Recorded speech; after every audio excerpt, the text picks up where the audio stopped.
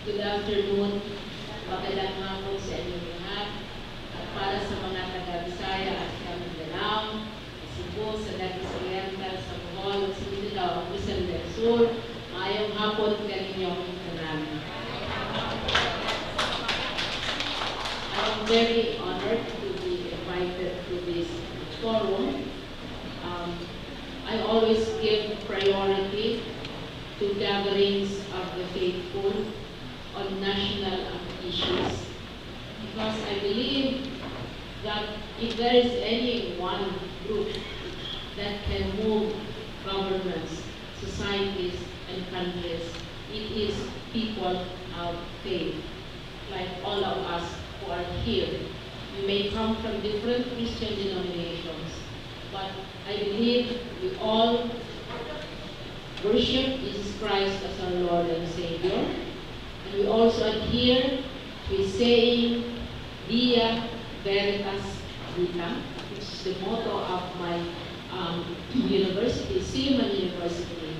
Via Jesus Christ being the way, the truth, and the life. Veritas, for us to be faithful to the truth, and Vita, living our faith. And this I am very happy to share with you. I'm also honored to be with my Tugaya, whom I'm meeting for the first time, although I have worked very closely with Jesse Robredo. And Jesse has left us a legacy which ensures transparency among local governments.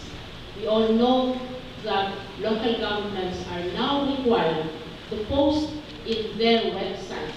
This was started by Jesse, 18 financial statements, so that anyone, and I would like to encourage all of you, if you want to know what is happening in Manila, in Novaliches, in Quezon City, just look at their websites, or take a look, visit the website of the DILG. This is a very important legacy that Jesse has left with us.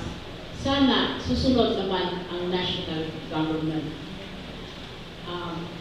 The bad news that I would like to share with you is I have 3 presentations, one very long one moderately long, shorter version, and the third very much shorter version. And since there are 3 of us in the panel, I would like to share with you the shortest version, so that we'll have time for discussions and questions.